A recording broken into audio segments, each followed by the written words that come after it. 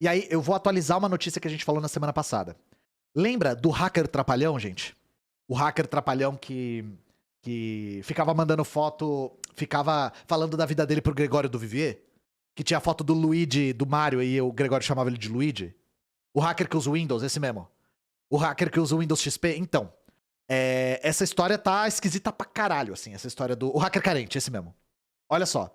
Advogado do hacker procura a polícia pra relatar ameaças de morte após a reunião com campanha de Bolsonaro. Após acompanhar o hacker Walter Delgatti, o Luigi, conhecido como Vermelho, em reuniões em Brasília na semana passada, o advogado Ariovaldo Moreira registrou um boletim de ocorrência na polícia, alegando estar recebendo ameaças de morte. Ariovaldo e Delgatti viajaram a convite da deputada bolsonarista Carla Zambelli no domingo passado, na capital federal. Participaram de reuniões com integrantes da campanha do presidente Jair Bolsonaro e com o chefe do PL, Valdemar da Costa Neto, sim, o Valdemar do Mensalão. Delgatti também esteve no Palácio da Alvorada para uma agenda com Jair Bolsonaro. O plano de Zambelli, segundo ela relatou aos interlocutores, era de que o hacker que ficou famoso por revelar mensagens de integrantes da Operação Lava Jato integrasse uma equipe de consultores para fiscalizar urnas eletrônicas. Gente, eu nunca na minha vida tinha visto uma salva de tiros no pé. Eu conheço salva de tiros, inclusive militares gostam bastante. Mas salva de tiros nos pés é a primeira vez. Todo mundo dessa história foi burro. Todos. O Bolsonaro, a Zambelli, o Delgatti, o advogado dele. Tá todo mundo errado. Tá tudo errado. A deputada, porém, se desentendeu com o advogado, a quem acusa de ter cobrado uma compensação financeira. O que o advogado nega. O boletim de ocorrência, relatando as ameaças, foi registrado às 10h14 de sábado, da noite, na delegacia da Polícia Civil de Araraquara, cidade onde o advogado mora, e o hacker também. No documento, obtido pelo Globo, o advogado diz que após abdicar da defesa de Delgatti e retornar a Araraquara, recebeu ameaças de morte envolvendo seus familiares. O advogado informou ao delegado de plantão que as ameaças aconteceram após retorno de reunião com autoridades relacionadas ao governo federal de Brasília. Gente, novamente, todo mundo errado. A Zambelli de chamar esse cara burra, imbecil. Como diz a Joyce, né? Desculpa, Carla, você é burra. O Bolsonaro, burro, de aceitar isso também. O Arara Hacker de ir e se envolver com essa corja, esse chorume, essa escória. Todo mundo. Você é burra, Carla, desculpa, exatamente. Você é desculpa, burra, Carla. Então isso aqui é um show. Isso aqui é um show. As ameaças chegaram via mensagem de texto. Aí, o advogado. Eu nunca fui ameaçado na minha vida. Disseram que vão matar todo mundo. Aí aqui tá falando sobre o hacker, né? Que é uma coisa que a gente já falou no corte passado. No corte, eu tô falando como se eu estivesse no YouTube já. Na live passada. Pra vocês no YouTube, corte, pra vocês aqui, live. Mas vamos lá. Agora entrando mais ou menos nas notícias mais pertinentes pro nosso dia a dia aqui nesse Brasil. SCAF aciona a polícia após ter assinatura fraudada em carta pela democracia da USP. Eu acho engraçado que a ótica disso aqui fica como se o SCAF estivesse falando. Democracia eu? Democracia o caralho. Eu, democracia? Não, olha bem pra minha cara.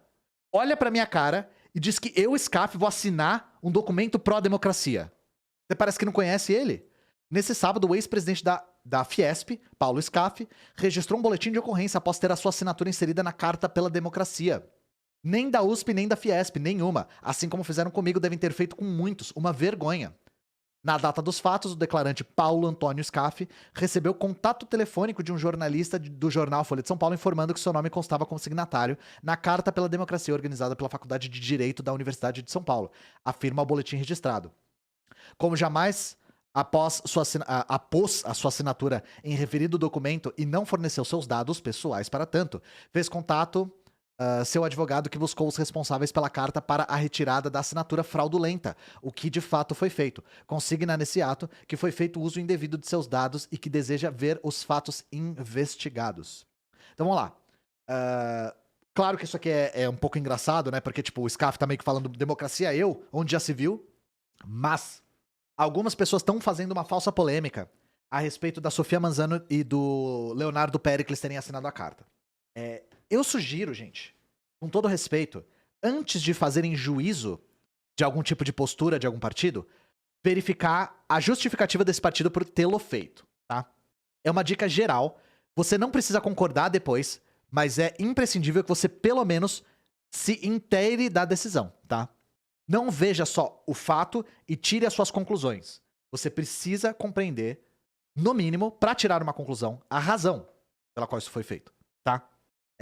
Então segurem o Twitter pouco na hora de falar disso. A questão é o seguinte, o Léo esteve aqui no sábado e ele falou sobre isso. O que ele falou?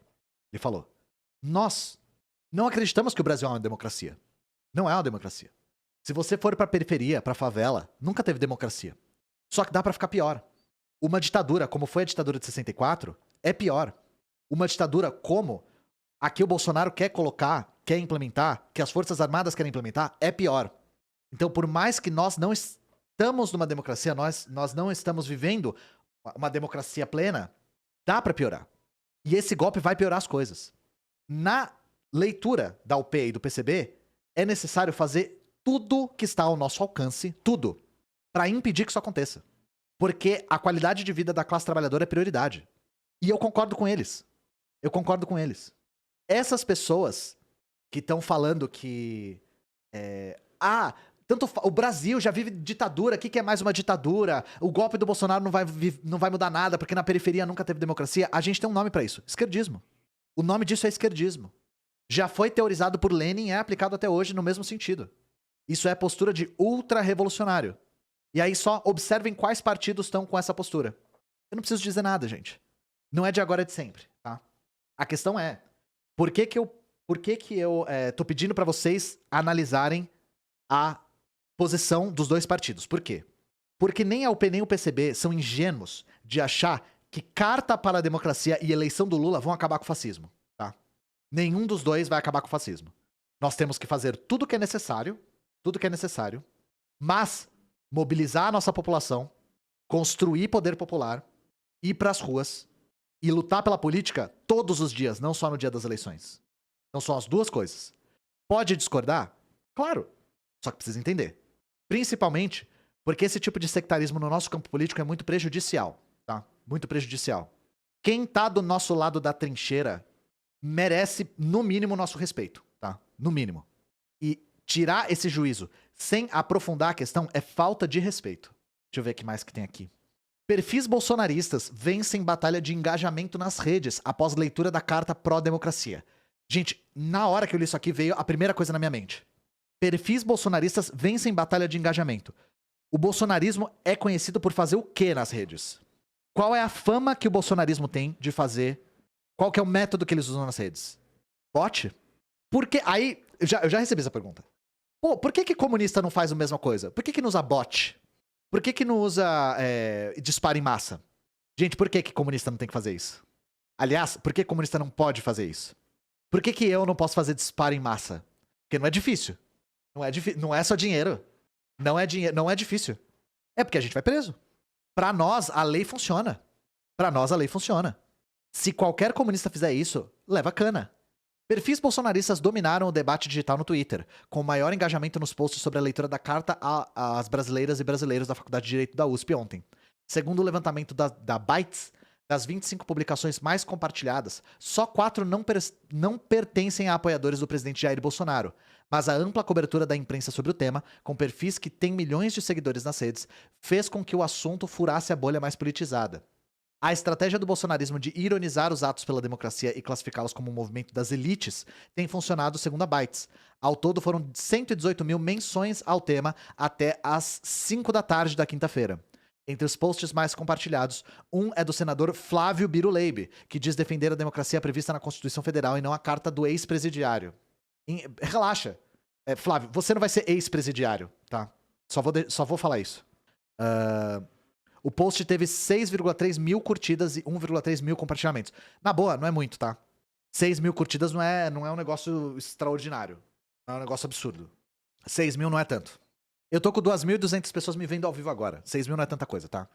Outro tweet em que outro tweet em que o bolsonarista Rodrigo Constantino critica o STF e diz que pretende assinar a sua própria carta em defesa da Constituição, teve 11,6 mil curtidas. O post que chegou mais próximo de romper esse domínio foi do ex-presidente Lula, autor da única dentre as 15 publicações com mais RTs, que não foi feita por um bolsonarista. O post em que diz defender a democracia e defender o direito a uma alimentação de qualidade teve 14 mil curtidas. Tá, isso aqui não... Nossa, corrupção. Isso aqui não precisa ser bot, tá? Isso aqui é verossímil. Eu ranjei. Isso aqui é verossímil, tá? Pode não ter sido bot. Mas é coisa idiota, né? Porra, eu li a matéria e me senti estúpido lendo, gente. Tô tomando água. Disputa de número de curtida é uma coisa imbecil. Me senti imbecil lendo, tá? Vou falar isso. Mas vale a pena a gente falar o seguinte, né? Eu soquei minha mesa. Não tem como disputar com a direita na internet sem a organização. É por isso que a Soberana existe, tá? E nós temos a perspectiva de crescimento pra bater de frente com esses números da direita. Eu sou gigante e a garrafa é pequena? Não sei, vem em comparação com a minha cabeça aqui. Cabeça de nós todos. Então, assim, a gente tem perspectiva de continuar crescendo, continuar engajando, continuar se coordenando pra bater de frente com esses números, tá? E eu vou dizer pra vocês, pra 1 ano e pouco de trabalho, a gente tá com um crescimento muito fora da curva. E, novamente, o que tem de novo não é só a qualidade do trabalho, porque criadores de conteúdo com qualidade comunistas existem há muito tempo. O que a gente tem de novo é fazer isso de maneira coordenada e organizada. E eu não tô falando isso pra exaltar o nosso próprio trabalho. Eu tô falando isso pra demonstrar pra vocês como a nossa organização é a nossa única arma. Como é importante se organizar. E é por isso que a gente fala o tempo todo. Se você tá se identificando com o comunismo, tá começando a estudar a teoria, organize-se. 1 grama de ação vale mais do que 1 tonelada de teoria. Organize-se, por favor. Comunista que não se organiza é um comunista pela metade.